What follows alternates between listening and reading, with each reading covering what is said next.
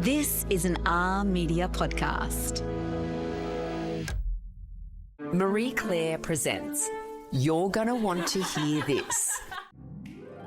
If there's somebody in your life that is suffering from a mysterious or chronic illness and going down a dark path, stay connected to them, listen to them, validate them, and that's the first step to ensuring they don't walk off in the dark, really. Hello everyone, and welcome back to You're Gonna Want to Hear This, the Marie Claire podcast where smart conversations are always in style. Now, today's guest is writer Hannah McIlhinney, whose new book called Wormhole begins with a family tragedy. For most of her life, Hannah's cousin, who was called Lauren, was searching for answers. She was cycling through specialists and treatments for years, desperately trying to understand what was happening inside her body. Eventually, she became convinced that she had chronic Lyme disease. And as her trust in conventional medicine eroded, she turned to alternative practitioners who promised answers that others hadn't. In October 2022, when she was just 27 years old, Lauren travelled alone to Malaysia for an alternative treatment called hyperthermia therapy.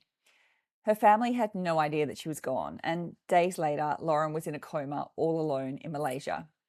She never woke up and she never went home.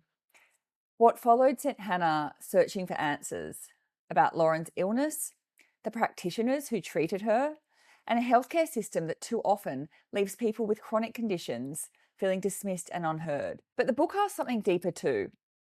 In a culture obsessed with wellness and optimization, and you all know what I'm talking about, what happens when someone you love disappears down the wormhole?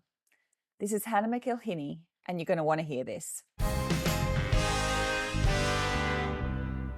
Well, thank you so much for doing this interview. I really appreciate it. And congratulations on the book. It's incredible. It's just, there's so much in it. I imagine it was just such a big undertaking. Yeah, thank you so much. I'm really happy with it. So Hannah, earlier in the book, you described Lauren as someone who had spent more than half her life searching for answers to debilitating symptoms. How much of her journey do you think was driven by desperation, and how much was driven by a healthcare system that repeatedly failed to give her answers? Oh, it's a really fine line. In the early days, it was definitely an issue with, a healthcare system that splinters into specializations where medical professionals, physicians often stay within their lane, and there's a whole host of reasons for that. But I think once that happens and it becomes very difficult to find answers, for Lauren, it was really a sense of, as her symptoms would change and she would kind of ricochet around to different health professionals, that's when the desperation starts to set in. You sort of lose trust with this healthcare system that in Australia we really put on a pedestal for many good reasons. But when she really lost trust in that, that's when desperation set in and things became quite dangerous. So Lauren had spoken a lot about having this procedure called ozone therapy. And that procedure is a very controversial procedure where your blood is taken out exposed to ozone, which is a highly potent or toxic form of oxygen gas, and then put back in to the body. And it's supposed to have a range of benefits, none of which have been proven to have any merit. But she really, really wanted to get that treatment. She wanted to fly to Cyprus to have it done, which is, a lot of people will go to Cyprus. And yeah, our family kind of spoke about it as blood boiling, as a sort of shorthand, which I think we regret doing. So she's travelled to Malaysia and your dad gets a call that she's in emergency. She's in a coma. Yes. What happened? What unravelled from there? So Dad gets a call from his sister, my Auntie Susan, and that's because a man that nobody knew, no one in my family knew, reached out on Facebook Messenger to my other cousin, Lauren's sister Brianna, and it was a completely anonymous account. A man named Smith, he then said, listen, Lauren is in Malaysia. She's been having treatment. It hasn't gone well. And so she's now in hospital and they can't bring her out of the anesthetic. And that was a shock initially. My cousin, Brianna, wasn't sure what to make of such a message, given we're in the age of scams and things like that. But she ended up, connecting this man with my auntie Susan. They realized that it was legitimate, and then my auntie called my dad, and they headed over the next day. And the idea was that they were going to go and hopefully see what had happened, and hopefully she would be okay. But that's not what happened. So how old was Lauren at this point? She was 37. 37, wow. And so no one in the family knew that she had travelled to Malaysia, only this Smith person. Yes, that's correct. Nobody had any idea that she was in Malaysia. She spoke a lot about her treatments, that she wanted this ozone in Cyprus. And so she'd never mentioned Malaysia at all. So everybody was really shocked, and had, my dad had spoken to her just the Thursday before the Monday she left. Can you talk us through what the treatment entails, what she went to Malaysia for? So she went to Malaysia to have a treatment called hyperthermia, which is a treatment that happens in alternative medicine circles for things like cancer, for things like Lyme disease. What they do is they heat your body up to 42 degrees, and they keep it there for a few hours before cooling it down. The mechanics are simple. They kind of make the body too hot for any parasites or pathogens to survive. It began, as an experimental therapy. It does occasionally form part of the treatment plan of people with very advanced staged cancers, but they don't ever really heat the body to that extreme temperature. And it's sort of done with warm chemotherapy solutions as part of like a really aggressive cancer treatment plan. So what these alternative medical practitioners do is sort of take that science and really ramp it up to 11 in a very simplified way. And that's what happened to Lauren. So why Malaysia? Why did she end up in Malaysia? What led her there? Often the other place people go to get this particular therapy is Germany. And Germany, there's significantly greater cost that comes with going to Germany for that. Also the travel, Lauren was unwell. So Malaysia is cheaper and it's closer. So a lot of Australians, I've discovered to my horror, have gone to Malaysia to have this. Before we talk about the doctors whose care she was in, what exactly was wrong with Lauren? Because you write about how she had been unwell for a lot of her life. What was her diagnosis that you knew of? Lauren had had a string of diagnoses over the years. The first one that she received was chronic fatigue syndrome, and that would have been when she was a late teenager. It would have been in the early 2000s, where there wasn't a lot of awareness around it. There's still not heaps of awareness around it. And also you write that she was a teenager at that time, and so of course you expect teenagers to sleep in, because you write in the book that she slept until 11 a.m. and that can kind of pass as just teenage behavior. Yeah, totally. And I have this memory of, Lauren, she's so sleepy. And for me at, 8 years old, really being excited to go and play with my cousins, but having to frustratingly sit until Lauren woke up. That's how I experienced it as an 8-year-old. So she was a very sleepy person, and that checked out. This idea of this teenager who would sleep in. And so that was kind of how the family spoke about Lauren. And she was just a classic teen. But then she received another diagnosis, fibromyalgia. And that happened after she sort of started to notice that her shoulders and her neck would crack a lot. And she was experiencing this kind of joint pain. And she received that diagnosis of fibromyalgia. But at the time, that was very poorly understood. She did get a diagnosis for it, but the treatment plan was, there's no cure. This is something that you have for life. There's nothing really you can do about it. Eat well and exercise. And so as somebody who was, early 20s, late teens, the idea of your entire life being dominated by this pain with no way forward is horrible.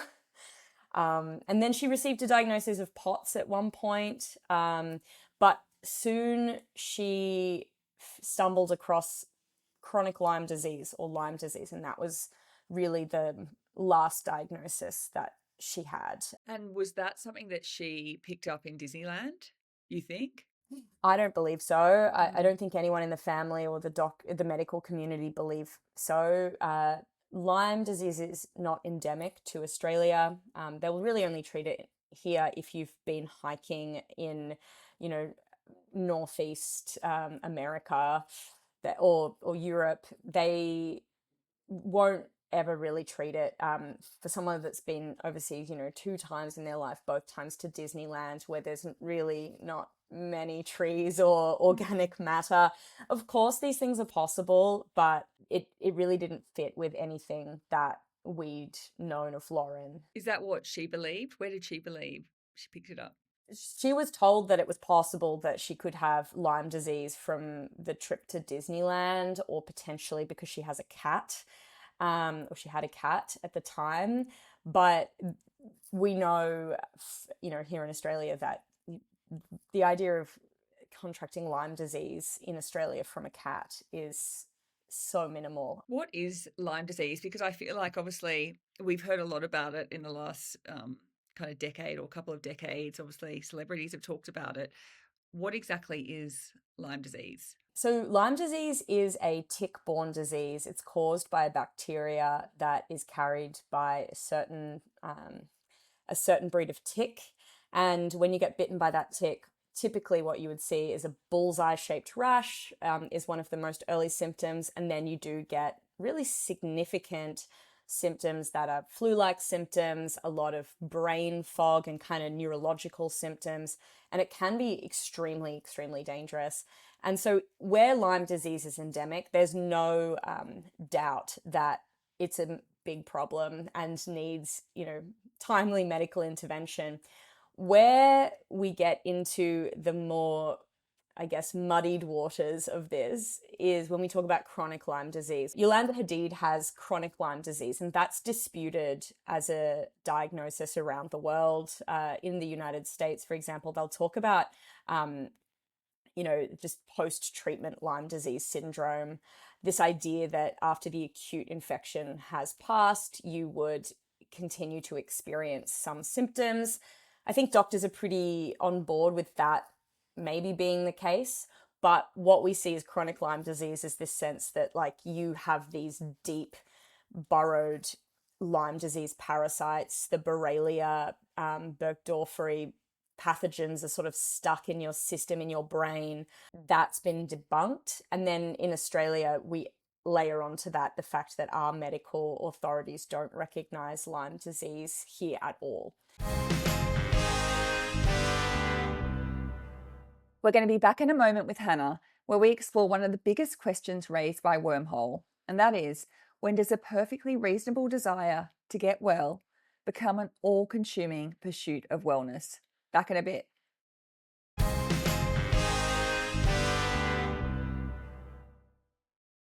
I can see how your cousin Lauren could get obsessed, right? Because it's awful, that visual of parasites living inside you and then you're not being heard by the medical system. Did you know that she had this health anxiety? What did you know about the wormhole that she was down? Because obviously she was doing coffee enemas and other treatments. I mean, it sounds like her whole life she was trying to get well through these alternative routes. What did you understand and how did you react to all the treatments that she was doing? When we first heard, parts of them, and I think in Wormhole, I focus on a particular Christmas lunch, which was when we found out that Lauren was doing coffee enemas, and it was in the middle of the gut craze where everybody was talking about, microbiome and kombucha was everywhere, that kind of thing. So that was a period where, okay, coffee enemas, that sounds pretty weird, but also as someone who's, suffered from a lot of gut symptoms over my life, I was interested. And so I think that was probably the tipping point, because at that point we were quite connected. Oh, that's very interesting. It's a little outlandish, but I'd be interested in learning more. And from there, Lauren would say things on occasion. So she believed, that vaccines were causing autism, which was a flag. But even then it was pre-COVID. So that was a very fringe belief. I'd never met an anti-vaxxer before.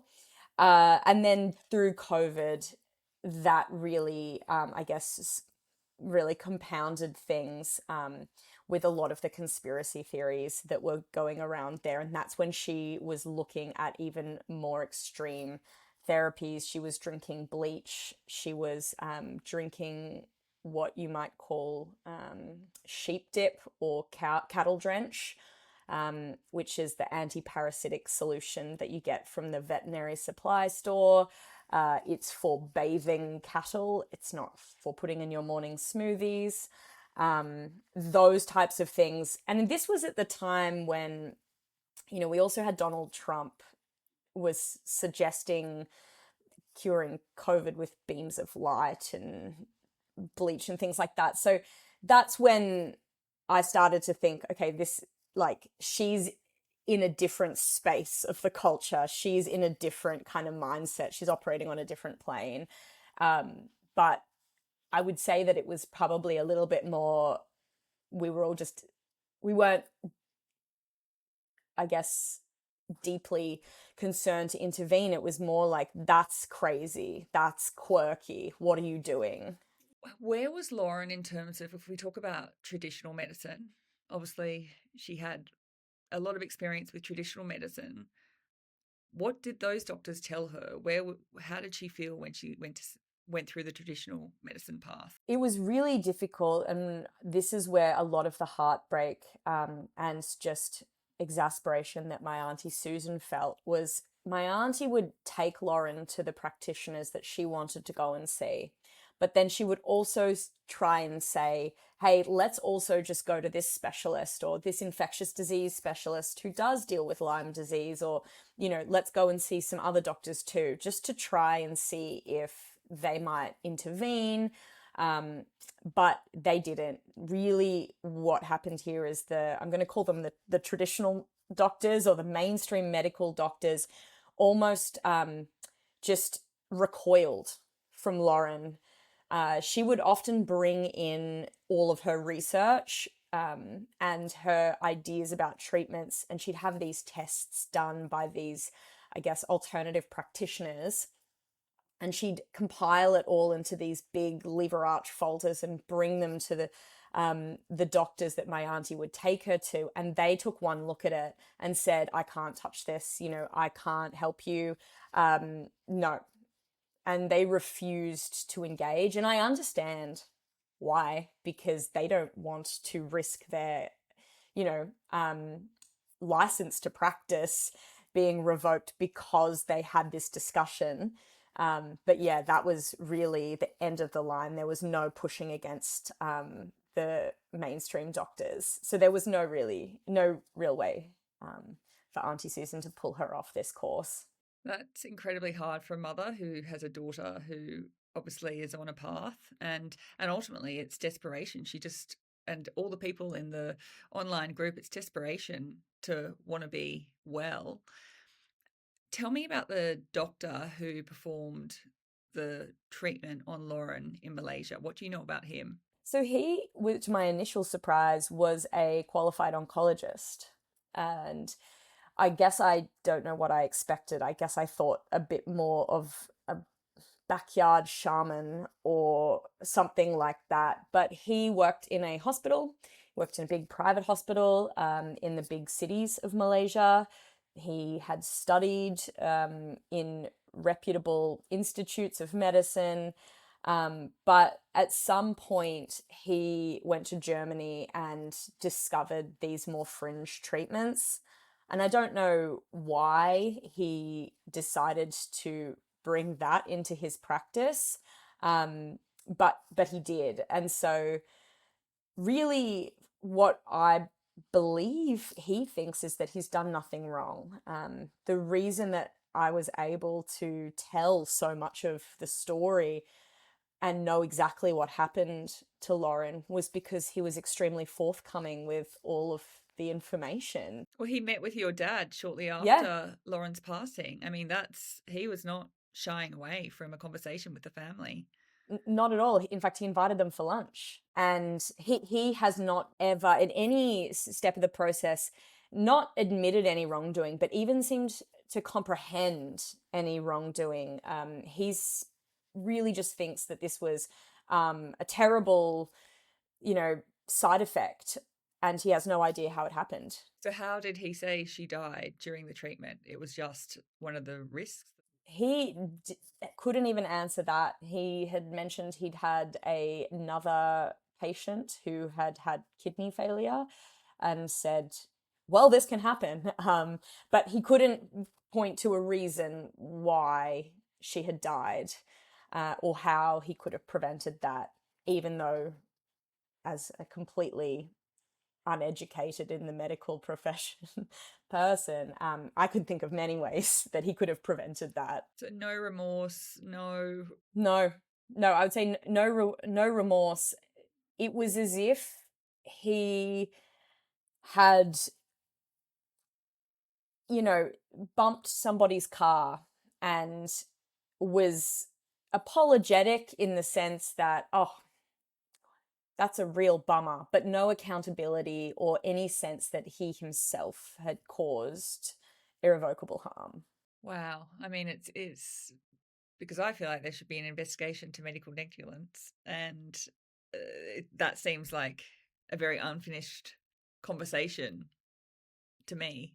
Yeah. I mean, my family are doing have launched proceedings, but in the Malaysian medical system and the Malaysian legal system, it's a different system to navigate. But at the end of the day, it's also difficult when you look at procedures like this, because they aren't regulated. There isn't a best practice or a standard of practice for doing a treatment that should not be performed. So it's what I've learned is a very strange kind of area. And high risk as well. And when it's, you're opting to have this done and you're signing away the fact that that it's high risk, I imagine makes it even more complicated. What about Dr. Gus Wright? Because he's connected to all of this. Tell me about him, because you write about him in the book. He is an Australian GP, somebody who calls themselves an integrative GP. These are new terms that we're seeing, and it ostensibly means it's a GP who will look to kind of traditional and complementary medicines alongside, mainstream biomedicine, but it is also a little bit of a dog whistle within these communities. And so that's what Gus Wright was. He met Lauren. I don't know how she found him. What seems to happen in these groups is that you are forbidden to mention what they call a Lyme literate GP in the group, because APRA is revoking their licenses, and they are getting kind of consequences for their practices. So it's what they do is they recommend you basically DM somebody and they will tell you who a good Lyme literate GP is. So it's possible that that's how Lauren met him. And she was seeing him over video call, and she was flying to Sydney to see him regularly for a really long time. He was ordering a lot of tests that would be sent overseas. These are sort of tests that aren't performed. They're not covered under Medicare. So she was spending an extortionate amount of money with him. And he really was pushing her to do a sort of treatment where she would fly up to Sydney a few times a week. She would get really strong intravenous antibiotics, and then she would fly back. And she would do that every week for 5 years, and then go to Cyprus to have some more ozone therapy and things like that. And when she didn't have the means for it, he called my auntie and really just berated her into paying for it. And when that didn't work out either. He was just supplying her medication in inverted commas, I guess. And these medicines were, anything and everything under the sun. Wow. And then the link between him and Lauren getting to Malaysia. Tell me about that link. So this was something that I really spent a large part of the book's timeline investigating, but essentially they have a relationship where he will refer people to Malaysia, and that's something that's been happening for years. Now, the referral process, because it's outside of medical norms, it's not a typical one doctor writes an official letter to another doctor, with the treatment and the patient's medical history. It seems to happen via phone calls, via WhatsApp, via email, and really it's as simple as he says, you should go to this guy. I was told, I heard that he had said he would send his own daughter to Malaysia to have treatment under this doctor. So yeah, it's sort of a camaraderie and a very word of mouth referral process. I really looked into, was there any kind of monetary gain for either of them? I couldn't find any evidence of that. When you're sitting across from a doctor and they tell you they would send their own daughter, it's like we put so much trust, not only in alternative medical professionals, but also traditional medical professionals. Like we put so much trust in these individuals, and it's just, it doesn't always work. Yeah, and and I don't know if there's much recourse if someone says, if you're feeling so sick, and if someone's who you've seen for a while, who you do trust because you don't trust anyone else, says, if you were my daughter, I would send you to have this. I don't know if there's any stronger force to push somebody down that path. No, it's the ultimate testimonial. And we've got to remember that the mindset of these people is desperation. They're desperate to be well, especially, pain that you can't, you can see a broken leg, but when it's something inside your body, pains in your joints or, in your gut, or all of the illnesses that you can't see, it's just, it's, I imagine, so incredibly frustrating. And it must have been so incredibly frustrating for Lauren.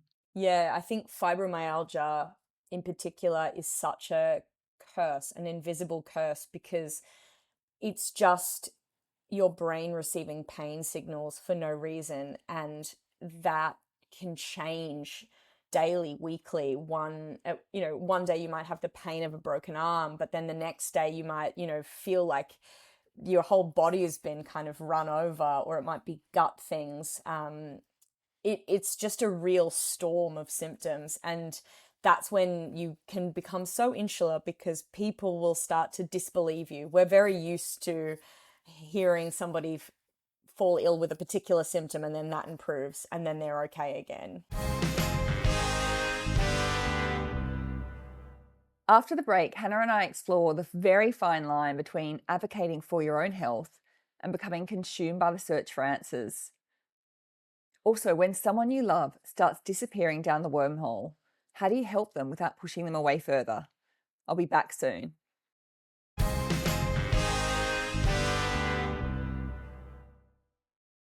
I want to talk about your own journey and your thoughts on traditional medicine versus alternative medicine, because in the book you write about experiencing IBS and OCD. Can you tell me about your own personal health journey and how you worked with both traditional medicine and alternative medicine? Absolutely. I really have and continue to straddle both worlds. I think I started feeling sick and with gut symptoms in my early 20s, when I was about 20. And, gut symptoms are awful. IBS is awful. And when you are navigating the world at 20 and you're very invested in seeming normal and attractive, worrying that you need to be near a bathroom or being bloated all the time is really a horrible feeling. And that was before the gut craze. I feel now we've got this hot girls have IBS meme culture around it, which is great. But back then it was really isolating. And so I would start looking at different treatments. Nobody ever really knew how to treat it. I went through all of the normal paths of, the colonoscopies, there was nothing really dark going on. But because I also had struggled with mental health and I have OCD, there's that real mind-gut connection, which is so strong in my life. And so I'd get into what my current osteopath will now call a sympathetic storm, where it's just this kind of explosion of symptoms that comes on during periods of stress, and they kind of egg each other on. The worse the mental stuff, the worse the physical stuff. And so I was looking at so many different things to treat that. Some of them, like osteopathy, like acupuncture, I found tremendously helpful. I was also looking at some supplements that you bought by subscription from the internet that were very hard to unsubscribe from. They were very expensive and they didn't do much. I followed diets, so just the FODMAP diet, which is pretty common now, but it led to an overfixation on food for me.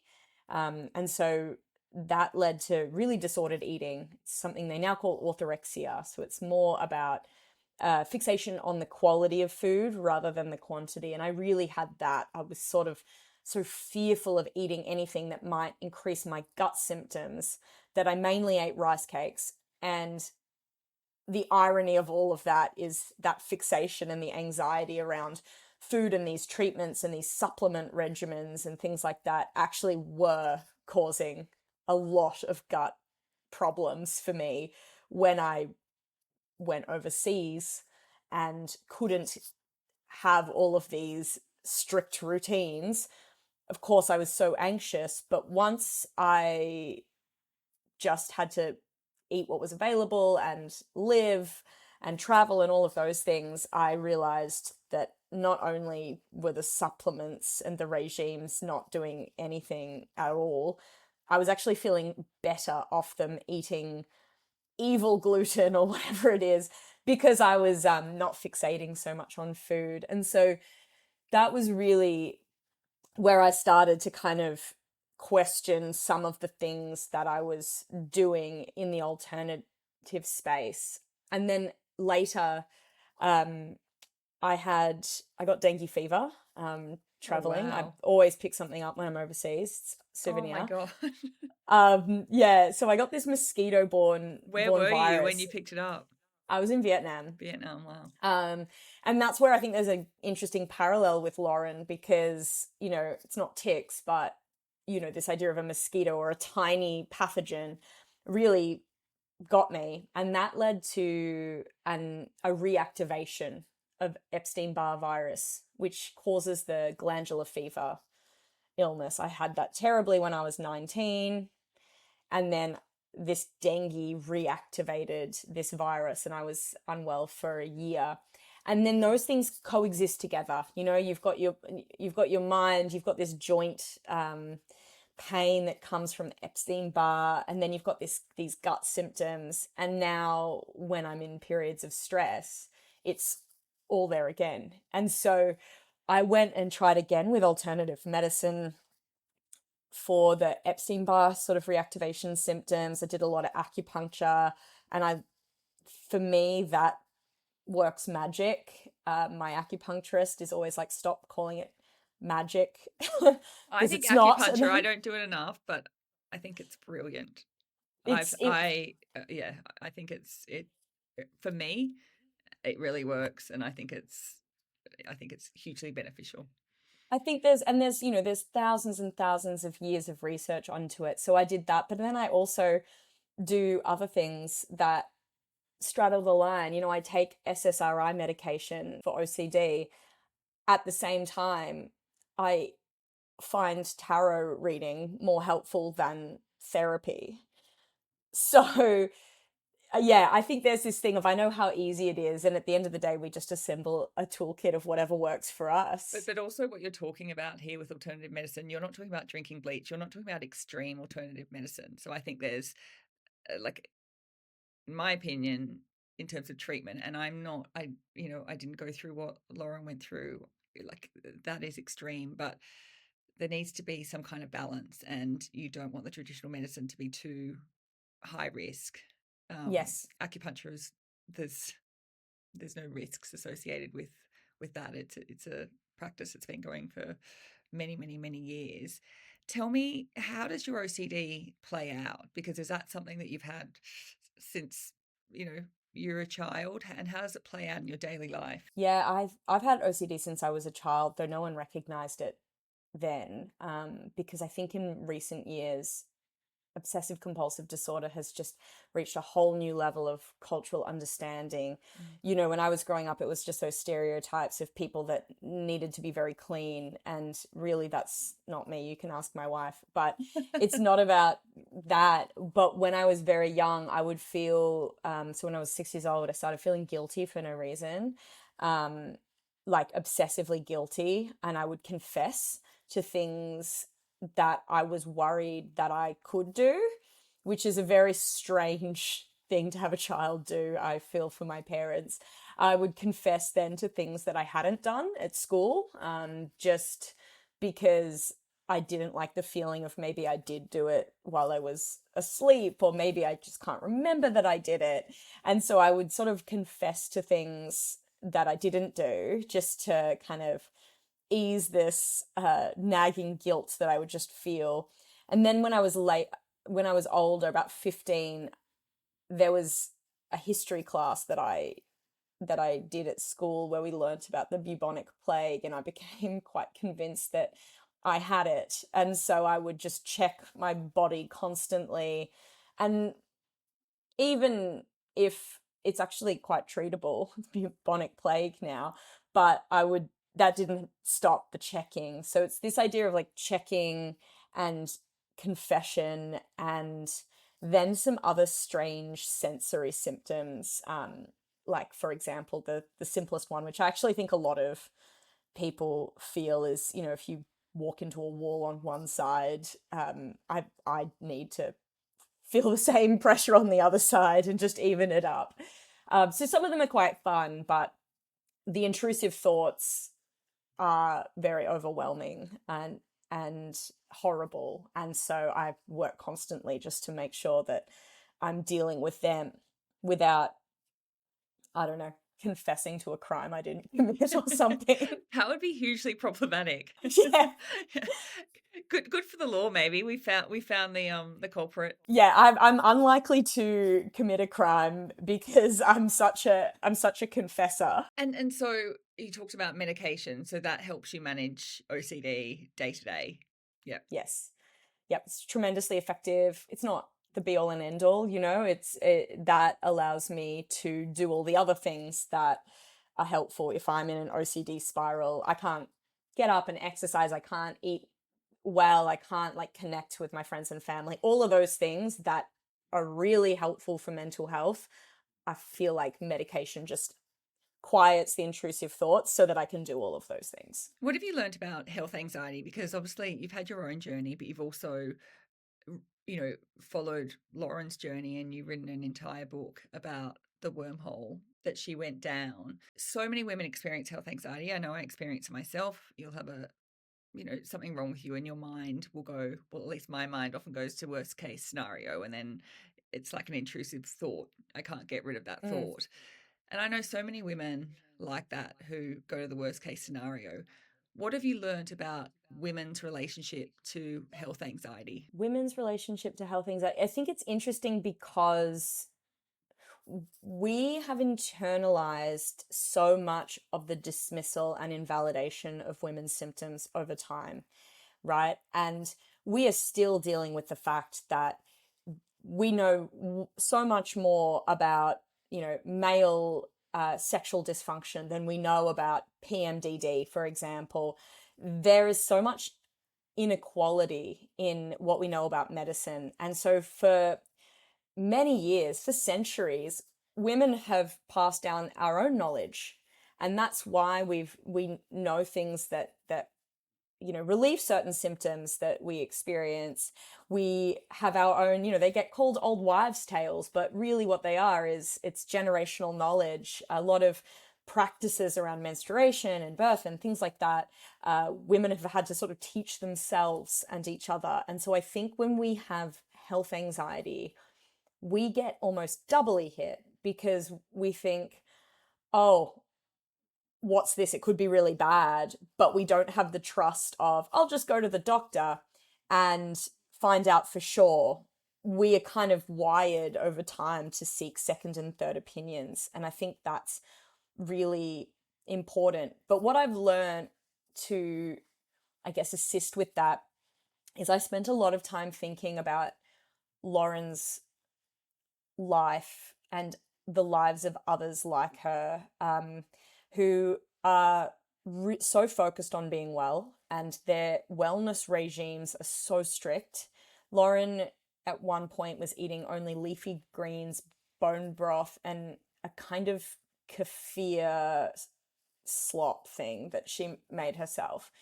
And that's what she ate. And she was doing, the coffee enemas needed to be done at a certain time of day, spaced apart.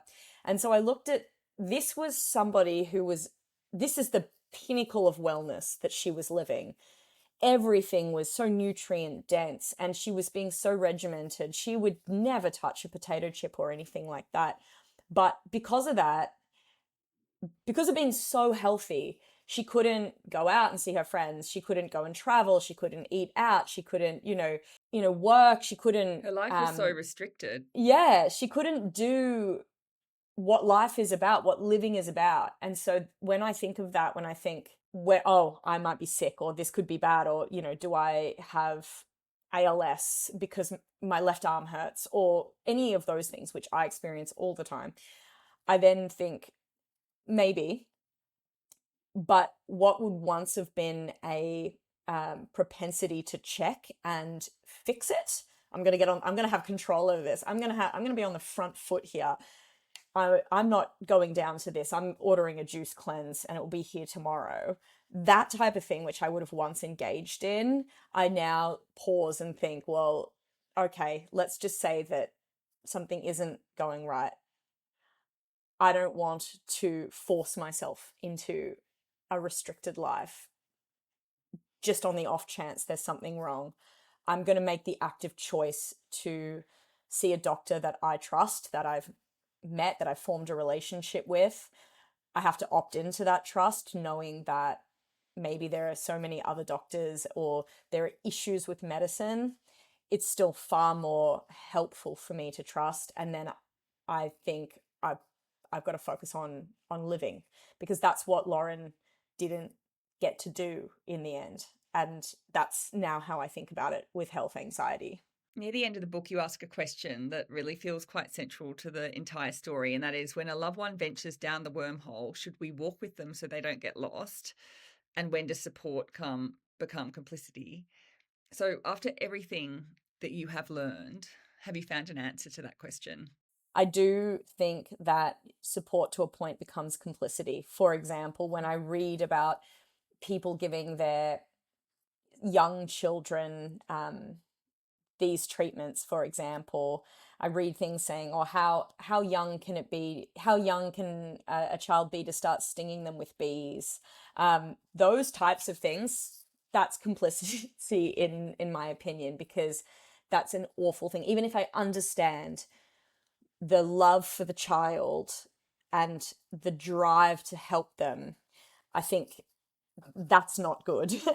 On the flip side, shunning them, and one of the things that I wish that I didn't do was refer to the treatments as blood boiling, scoffing, go drink your bleach smoothie type of, comments, not to her face, but that was the attitude.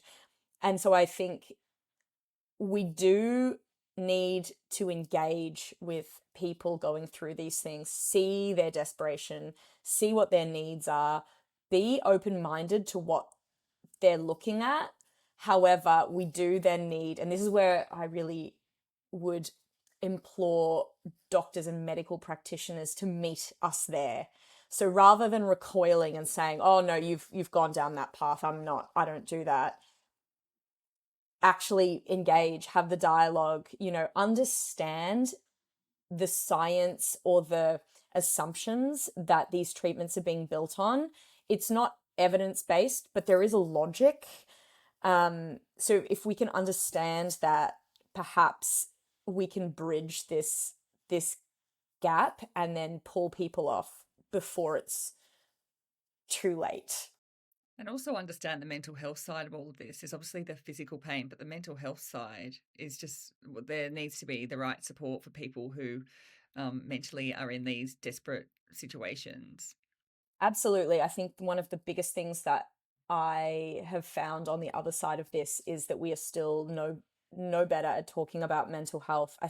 I hear the frustrations of a lot of people, a lot of women in particular, that have been told, oh, you've got this pain or this fatigue, go see a psychologist or go see a psychiatrist. How invalidating that is, given the decades of female hysteria and this idea that, women make things up and we're kind of crazy and it's all in our head. That's so frustrating. But at the same time, if you are struggling with the impacts of awful, awful symptoms every day, there is no way your mental health is going to be fine. We know that one of the doctors I speak to in the book, the rheumatologist, she says the reality is with these pain conditions, mental health, stress and anxiety is like pouring kerosene on a fire. How do we get to a point where, if you are presenting with pain, you do get mental health support? Not because you're making it up, not because it's not real, but because you're in pain, both mental and physical. It's like if someone breaks a leg, people probably turn up with lasagna. But if you've got endometriosis that no one can see, no one's turning up with a lasagna. I mean, I hope if you've got great friends, they will. But it's this invisible pain that is more often dismissed. Yeah, I think with, conditions like endometriosis, not only are they kind of invisible, and it plays into this idea of women when, like this idea of women bleeding and then that being a reason for them to be crazy, rather than understanding what happens, in female bodies.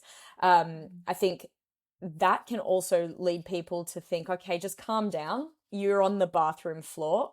This is, I do think that we dismiss a lot of that because of the narratives that we've absorbed through culture. And then there's that thing that if somebody with endometriosis is in crippling agony and then, they feel a bit better, and then the next month it's the same thing, people start to think, oh, this again, rather than, of course it's going to happen every month. How can, as a society, we support you?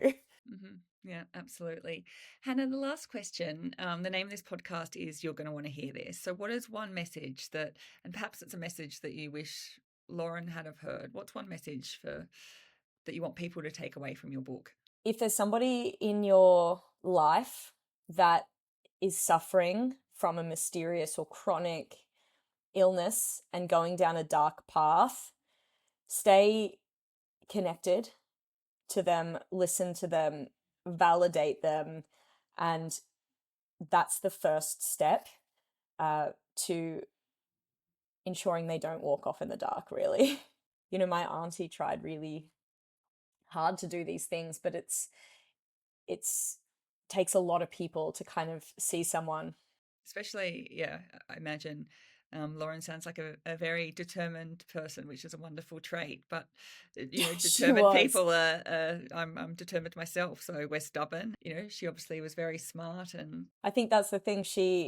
If she was extremely headstrong, and one of the greatest, I guess, comforts that my family get is that she went and got on this plane, and though she didn't wake up, right before she went to sleep, she would have been thinking, yes, I was right. I'm going to feel so much better. I've finally done this. I got myself here. I am where I want to be. And I think that's enormous comfort. And I'm going to be better because ultimately, Lauren and everyone who does alternative medicine treatments like Lauren did, they just want to be better. Yep. Yeah. Yeah. And I think, to Lauren, she was just on the other side of asleep, that she would be feeling incredible, or at least a lot better. So I think that gives us a lot of comfort. Hannah, thank you so much. Thank you. Thanks so much. Thank you so much to Hannah McIlhinney for joining me. I think what struck me most about the conversation is that Hannah doesn't dismiss the people who end up down these rabbit holes. Instead, she just asks us to understand them, because behind every conspiracy theory, miracle cure, or alternative treatment is someone who is suffering, someone who feels unheard, or someone desperately searching for relief. As women, we're told to advocate for our health, to seek answers, and trust our instincts. But this conversation also asks an important question. In a world saturated with wellness advice, supplements, influencers, and self-appointed experts, how do we know when the pursuit of health is actually making us less healthy? Wormhole by Hannah McElhinney is available now wherever books are sold. If you enjoyed this episode, please subscribe, leave a review, and share it with someone who you think needs to hear it. I'm Georgie McCourt, and this has been You're Going to Want to Hear This. Thanks for listening, and I'll see you next week.